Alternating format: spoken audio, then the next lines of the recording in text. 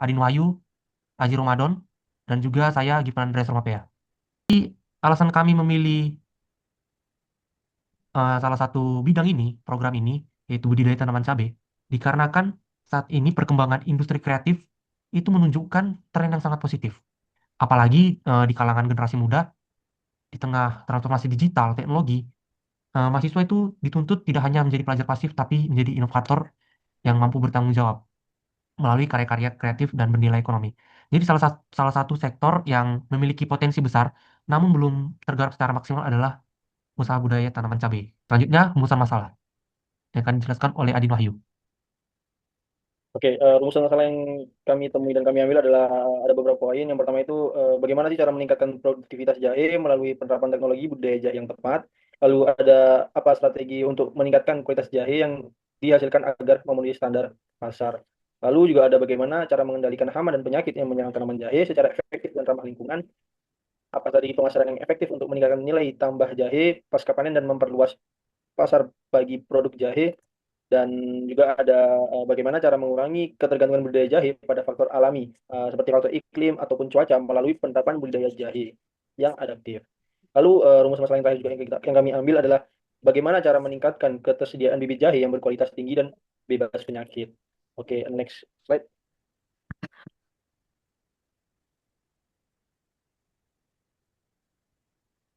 Nah, next.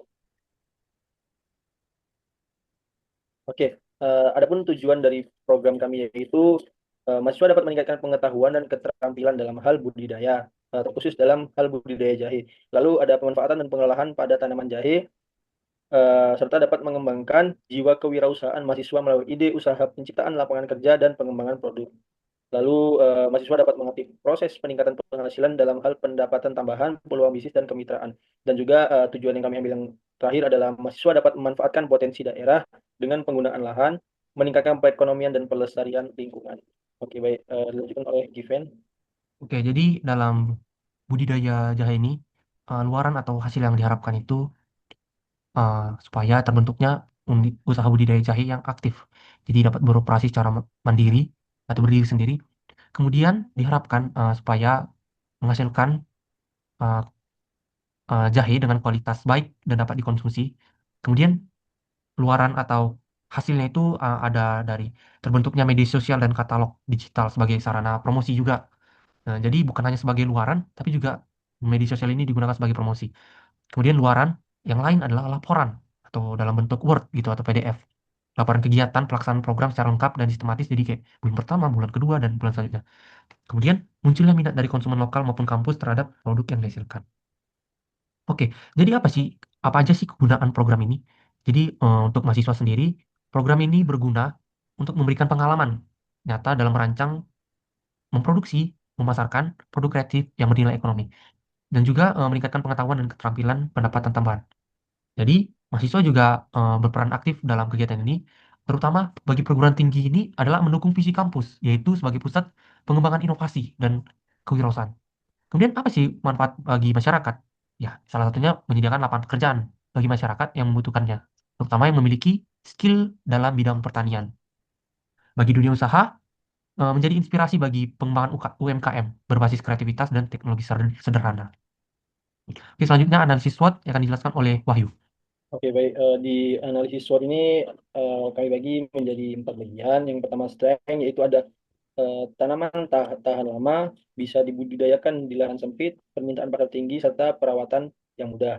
Untuk di bagian kedua ada weakness, itu ada 3 poin, yaitu waktu panen yang lama, pengetahuan terbatas, serta pengetahuan teknik terbatas.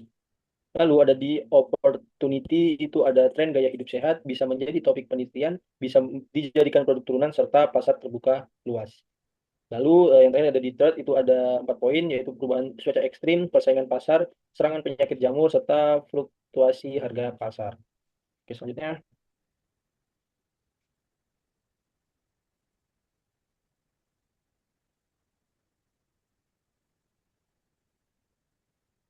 Oke, di strategi pemasaran kami mengambil 3 langkah. Yang pertama adalah kebijakan produk. Lalu yang kedua ada kebijakan harga, dan yang ketiga adalah kebijakan promosi. Di kebijakan produksi sendiri itu usaha ini bergerak dalam bidang produksi dan distribusi. Jenis produksi berupa barang jadi, proses produksi berupa budidaya tanaman.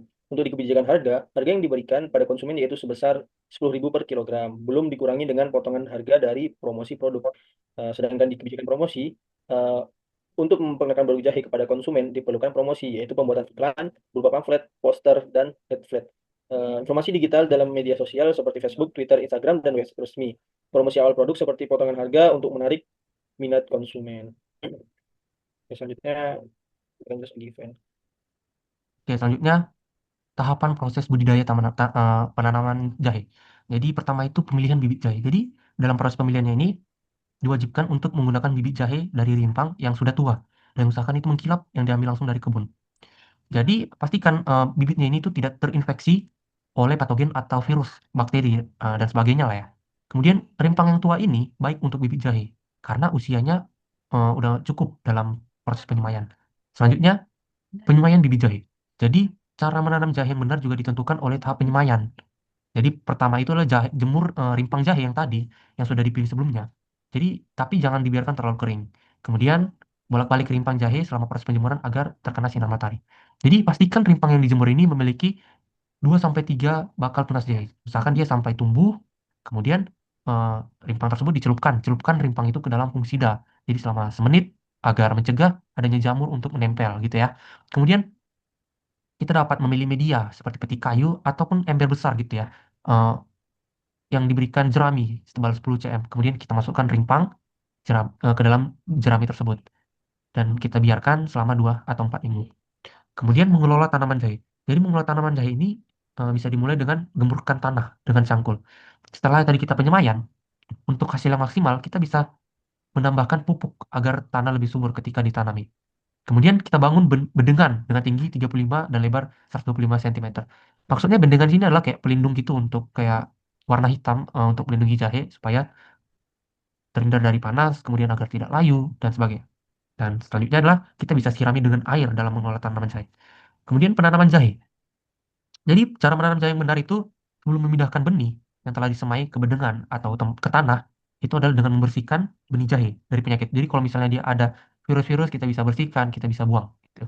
Kemudian caranya itu cukup mudah. Kita hanya perlu mencelup jahe eh, yang diambil dari penyemaian, eh, kemudian kita celup selama 8 jam untuk membebaskan dari penyakit.